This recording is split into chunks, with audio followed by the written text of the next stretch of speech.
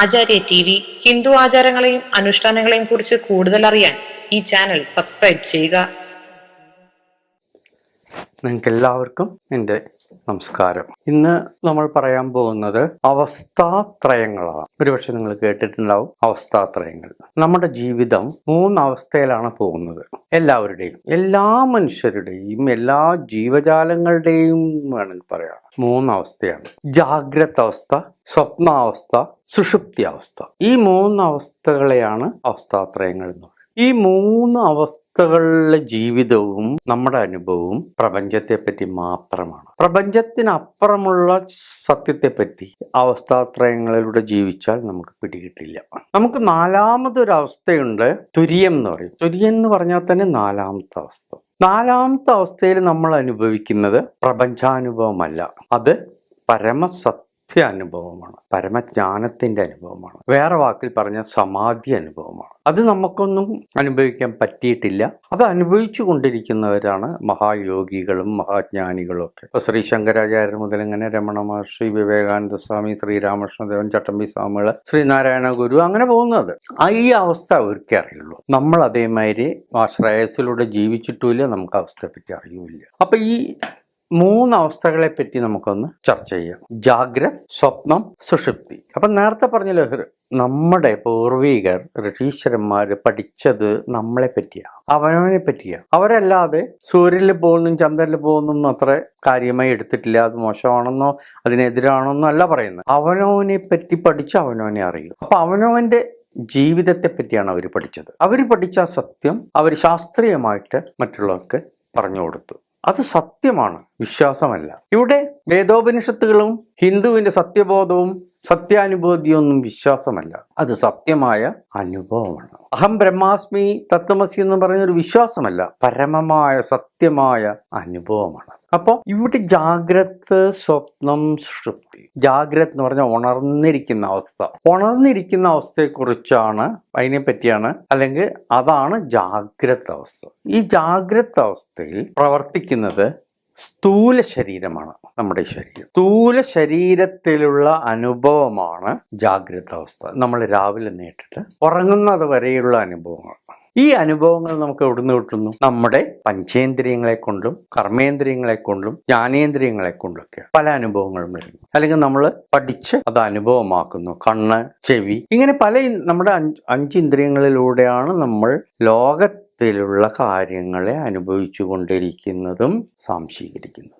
ഇങ്ങനെ രാവിലെ നേട്ട് ഉറങ്ങുന്നത് വരെ ഈ അനുഭവങ്ങളാണ് ഒരു മനുഷ്യന്റെ ജീവിതത്തിൽ. ഇത് ഒരിക്കൽ അനുഭവിച്ചു കഴിഞ്ഞാൽ ആലോചിച്ച് നോക്കും, വളരെ സൂക്ഷ്മമായിട്ട് നമ്മുടെ ചിത്തത്തിൽ കടക്കും. ചിത്തം എന്ന് പറഞ്ഞ മനസ്സ്. ഇത് പെട്ടെന്ന് നശിക്കില്ല. അപ്പൊ നമ്മൾ ഈ ജീവിതത്തിൽ എന്തൊക്കെ അനുഭവിച്ചു അത് അവിടെ കിടപ്പുണ്ടാവും. ചിലത് ഓർമ്മയിൽ നിന്ന് പോയാലും ആരെങ്കിലും ആ രീതിയിൽ ഒന്ന് ഓർമ്മപ്പെടുത്താൻ ശ്രമിച്ച ഓർമ്മയിൽ വരും. അപ്പൊ നോക്കി, ഇത്രയും അനുഭവങ്ങൾ നമ്മുടെ ഉള്ളിൽ കിടക്കുകയാണ്. ഇത്രയും അനുഭവങ്ങൾ നമ്മുടെ ഉള്ളിൽ കിടക്കുന്നു. അത് പിന്നെ എന്തായി തീരും?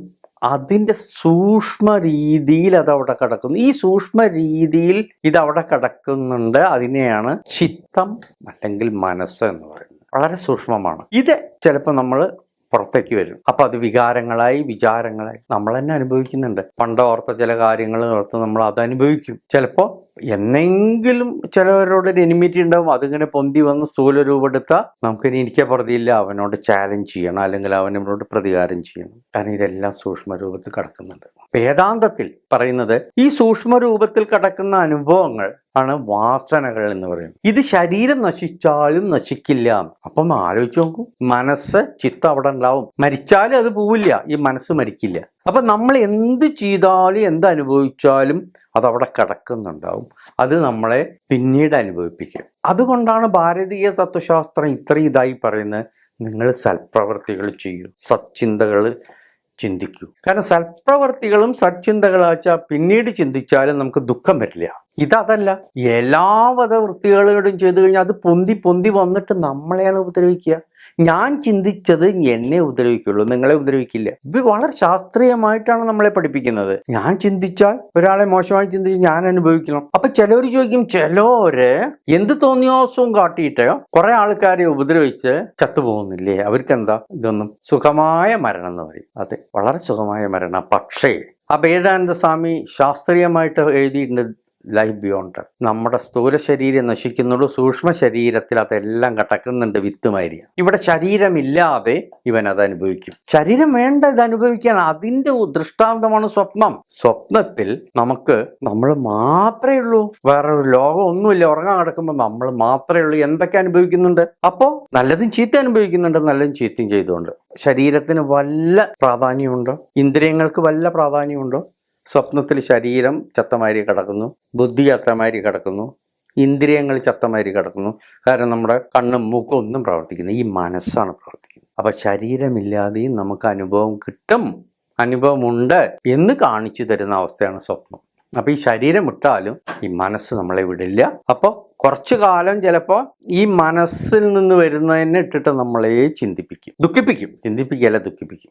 എന്തൊക്കെ നമ്മൾ ചെയ്തു ആ കർമ്മഫലം അനുഭവിച്ചേ പറ്റൂ. ഒന്നുകിൽ സ്ഥൂല ശരീരത്തിലിരുന്നു കൊണ്ട്, അല്ലെങ്കിൽ സൂക്ഷ്മ ശരീരത്തിലിരുന്നു. അത് ശാസ്ത്രീയമാണെന്നാണ് പറയുന്നത്.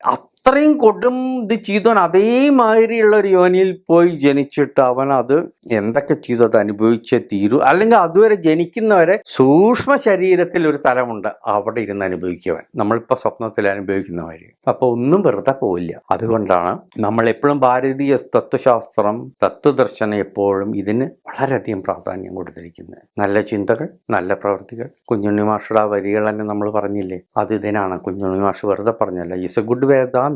കുട്ടികളുടെ കവി മാത്രമല്ല, അദ്ദേഹം ഒരു ദാർശനിക കവി കൂടിയാണ്. അപ്പൊ എപ്പോഴും കഴിയുന്നു. അപ്പൊ ഈ ലോകത്തിൽ ഇങ്ങനെയൊക്കെ ജീവിക്കാൻ പറ്റുള്ളൂ. അപ്പൊ എന്താ ഈ ലോകത്തിൽ അങ്ങനെ ജീവിച്ചോളി, അങ്ങനെ എന്നിട്ട് അതിന്റെ അനുഭവം നിങ്ങൾ അനുഭവിച്ചോളി തന്നെ വേദാന്തം പറയുന്നത്. കാരണം അല്ലാതെയും ഇവിടെ എത്ര സ്ട്രേറ്റ് ഫോർവേഡ് ആയിട്ട് ആൾക്കാർ ജീവിക്കുന്നുണ്ട്, അവർക്ക് ആ മനസ്സുഖം കിട്ടുന്നുണ്ട്. നമുക്കിന്ന് എല്ലാം ഉണ്ട്, എല്ലാവർക്കും ഉണ്ട് ആവശ്യത്തിലധികം. പക്ഷെ ഒന്നും മാത്രമില്ല, ശാന്തി. എന്തുകൊണ്ട്? ഈ തമ്മിൽ ഭിന്നിപ്പിക്കലും കുതന്ത്രവും ഇതൊക്കെ ആയിട്ട് തന്നെയാണ്. അപ്പൊ ഇതൊക്കെ ഒന്ന് മാറ്റി മനസ്സ് ശുദ്ധീകരിക്കാനാണ് എല്ലാ മതങ്ങളും പറയുന്നത്. എന്നിട്ട് ശാന്തിയോടെ ജീവിക്കാൻ. അപ്പൊ ജാഗ്രതയിൽ വേണം ഇതൊക്കെ ചെയ്യാൻ. നമുക്ക് എന്തെങ്കിലും നമ്മളെ ഉയർത്തണമെങ്കിലോ ശുദ്ധീകരിക്കണമെങ്കിലോ ഈ ജാഗ്രത അവസ്ഥയിലെ ഉണർന്നിരിക്കുന്ന അവസ്ഥ. ഇതാണ് ഒന്നാമത്തെ സ്വപ്നാവസ്ഥയിൽ നമ്മൾ വിവരിച്ചു കഴിഞ്ഞു. സ്വപ്നാവസ്ഥ ഇതാണ്, മനസ്സ് മാത്രം പ്രവർത്തിക്കുന്ന അവസ്ഥ. അപ്പം കഴിഞ്ഞു പോയ കാര്യങ്ങളോ എന്തൊക്കെയായാലും നമ്മുടെ മനസ്സിലുള്ളത് ആ വാസനകൾ വിരിഞ്ഞു വരികയാണ്, അനുഭവിപ്പിക്കുകയാണ്. മൂന്നാമത്തെ സുഷുപ്തി അവസ്ഥ. ഈ സുഷുപ്തി അവസ്ഥ നമ്മളെ എത്തിക്കുന്നത് ആത്മബോധത്തിലാണ്. കാരണം അവിടെ എല്ലാം ഉറങ്ങുന്നു. അതാ രസം. ശരീരം ഉറങ്ങി, ഒരു പ്രവർത്തനവും ഇല്ല. ശ്വാസോച്ഛ്വാസമുണ്ട്. ബുദ്ധി ഉറങ്ങി, മനസ്സുറങ്ങി, ഇന്ദ്രിയങ്ങൾ ഉറങ്ങി, എല്ലാം ഉറങ്ങി. നമുക്ക് ഉറങ്ങിയാൽ ഒന്നും അറിയില്ല, നമ്മളെ പറ്റി പോലും അറിയില്ല. നമ്മുടെ വീടിനോ വീട്ടുകാരെയോ നമ്മുടെ ഒന്നും അറിയില്ല. ഒരു ഇരുട്ടും ഒരു സുഖവും. ഇരുട്ട് അജ്ഞതയാണ്, സുഖം ആത്മാവിൻ്റെ. നമ്മുടെ ഉള്ളിൽ നിന്നാണ് സുഖം വരുന്നത്. പുറമേ നിന്നൊന്നും ആരും കൊണ്ടുവന്നിരുന്നില്ല. പുറമേ നിന്ന് എന്തെങ്കിലും വരണമെങ്കിൽ ഇന്ദ്രിയങ്ങൾ ജാഗരൂകരായിരിക്കണം. ഇവിടെ ഇന്ദ്രിയങ്ങളൊക്കെ ഉറങ്ങിയിരിക്കുകയാണ്. പിന്നെ ഈ അനുഭവം ഇവിടുന്ന് വന്നു. അത് നമ്മുടെ സുഖസ്വരൂപമാണ് നമ്മൾ, ആത്മസ്വരൂപമാണ് നമ്മൾ. ആത്മാവിൻ്റെ സ്വരൂപം ആനന്ദമാണ്, അത് പ്രകാശിക്കുകയാണ്. എല്ലാം നിന്നപ്പോൾ അത് പ്രകാശിക്കുകയാണ്, അതിൻ്റെ സുഖം. അപ്പം എന്തുകൊണ്ടത് അനുഭവിക്കുമ്പോൾ അറിയുന്നില്ല രാത്രി? അത് നമ്മൾ തന്നെ സൃഷ്ടിച്ചിട്ടുള്ള ഇരുട്ട്. എന്തൊക്കെയാ നമ്മൾ ഈ ജാഗ്രത സ്റ്റേറ്റിൽ ഉണ്ടാക്കി വെച്ചിരിക്കുന്നത്? മതമാത്സര്യങ്ങളും രാഗചിന്തകളും രാഗദ്വേഷങ്ങളും എന്തൊക്കെ വേണ്ടാത്ത ചിന്തകളും വേണ്ട ഒക്കെ ഒരു മതിൽക്കെട്ടായി നിൽക്കുകയാണ്. അപ്പം അത് ആ സമയത്ത് നമുക്ക് അറിയാൻ പറ്റില്ല. അപ്പം ഈ ജാഗ്രത അവസ്ഥയിലേക്ക് വരുമ്പോൾ വീണ്ടും ഈ മനസ്സ് പൊന്തി വരുന്നു. അപ്പം നമ്മൾ പോകുന്നു സുഖമായി ഉറങ്ങി എന്നുള്ള അനുഭവം അപ്പോഴേ അറിയുന്നുള്ളൂ. അപ്പം വേദാന്തത്തിൽ അല്ലെങ്കിൽ ഇവർ പറയുന്ന ഈ ജാഗ്രത അവസ്ഥയിൽ നമ്മൾ നമ്മുടെ മനസ്സ് കഴിയുന്നത്ര ശുദ്ധീകരിക്കുക. എന്നിട്ട് നമ്മൾ ശാന്തിയോടെ ജീവിച്ച് ഈശ്വരനിലേക്ക് എത്താനൊന്ന് ശ്രമിക്കുക. ഇതാണ് ഭാരതീയ തത്വദർശികൾ എപ്പോഴും ഉപദേശിച്ചു കൊണ്ടിരിക്കുന്നത്. അവര് നമ്മളെപ്പറ്റി, നമ്മുടെ ലോകത്തെപ്പറ്റി, 3 ലോകം എന്ന് പറയുന്നത് എവിടെയും പോകണ്ട, ഇവിടെയാണ് 3 ലോകം ഓരോരുത്തരും അനുഭവിക്കുന്നത്. ജാഗ്രത, സ്വപ്നം, സുഷുപ്തി, ഇത് തന്നെയാണ് 3 ലോകം. എവിടെയും പോകണ്ട. നമ്മുടെ ലോകം 3 തന്നെയാണ്. 4ാമത്തെ ലോകം എന്ന് പറഞ്ഞാൽ തുര്യാവസ്ഥ. അത് സത്യാവസ്ഥയാണ്, ജ്ഞാനാവസ്ഥയാണ്. അത് സാധാരണക്കാർക്ക് ഒന്നും കിട്ടില്ല. കിട്ടും നമ്മളതിലൂടെ പ്രയത്നിക്കാൻ നമ്മൾ മെനക്കെടുന്നില്ല. നമുക്ക് ഈ പ്രപഞ്ചം മതി, പ്രപഞ്ചാനുഭവം മതി. അപ്പം അതിൻ്റെ അനുഭവമേ കിട്ടും. ഇതാണ് നമ്മുടെ അവസ്ഥാത്രയങ്ങൾ. അപ്പോൾ അവസ്ഥാത്രയത്തെ പറ്റിയിട്ടുള്ള എപ്പിസോഡ് ഇവിടെ അവസാനിക്കുകയാണ്.